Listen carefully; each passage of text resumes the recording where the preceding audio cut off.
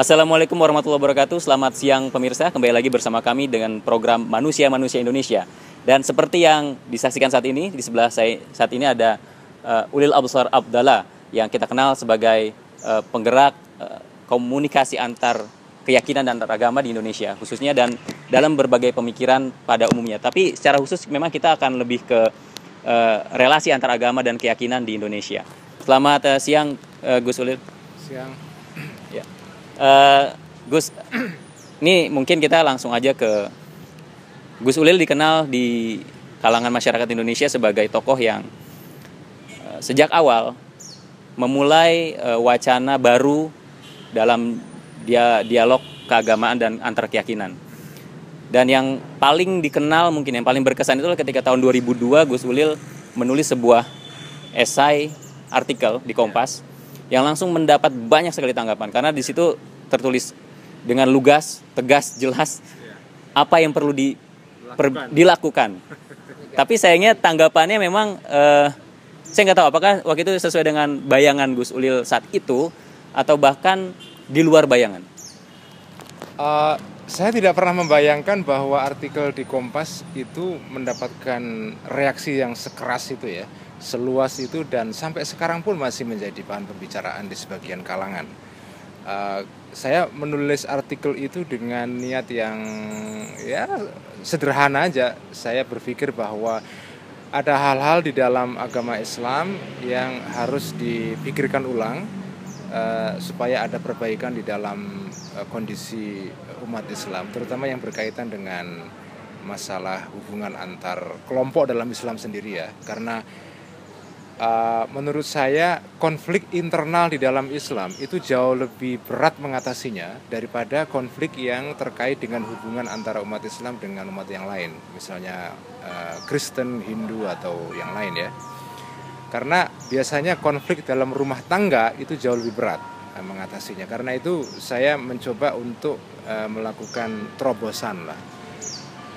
Saya tidak mengira bahwa apa yang saya tulis itu kemudian reaksinya begitu keras.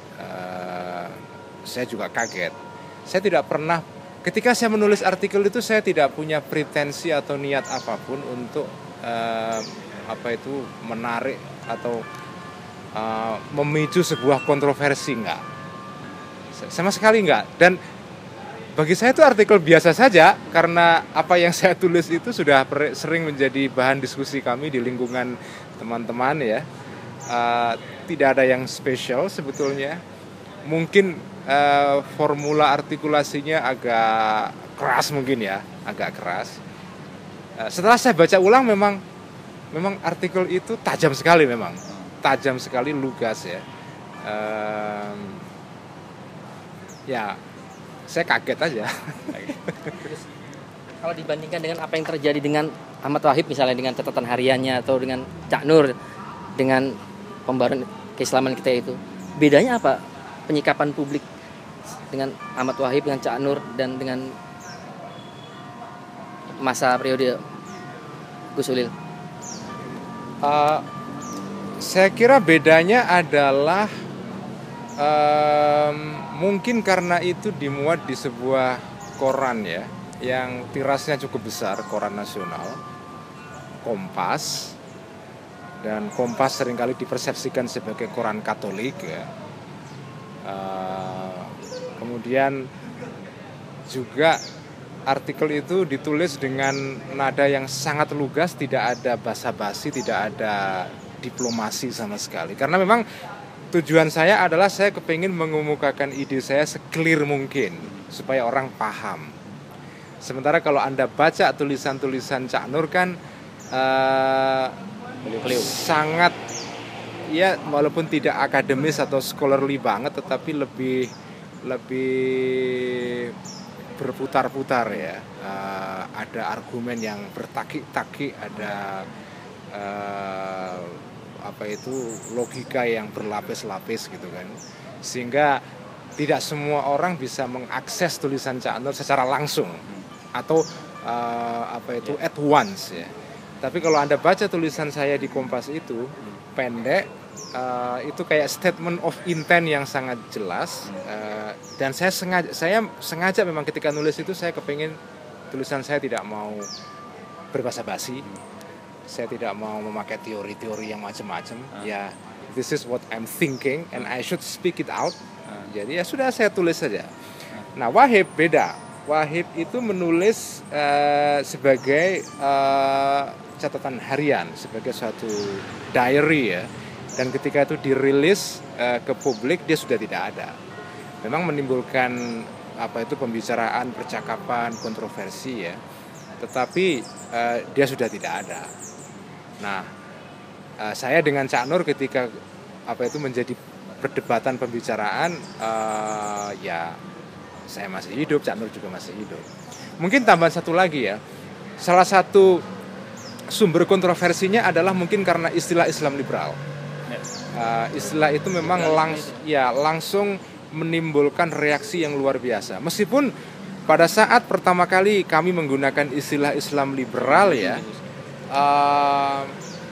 pada dasarnya istilah itu belum menjadi istilah yang terlalu dipersoalkan. Tapi lama-lama istilah itu kemudian dipersoalkan dengan keras sekali, sehingga sekarang ya begitu orang mendengar Islam liberal, mendengar nama saya itu langsung satu paket kan. Ulil, Islam liberal, liberalisme, itu satu paket itu. Di satu pihak itu bagus sebagai marketing karena itu langsung antara merek dengan isi langsung langsung seperti kata Marshall McLuhan, the medium is the message. Ya. Jadi bungkus dan cover itu langsung mengatakan mengenai isinya.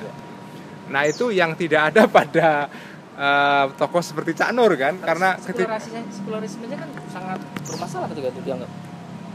Kalau sekularisasi kan itu adalah istilah, itu isi idenya. Tapi kan nama yang dipakai Cak Nur kan Paramadina. Sementara kalau ini kan jaringan Islam liberal. Jadi tagline-nya langsung mengatakan apa yang menjadi niat, isi dan gagasan. Oke.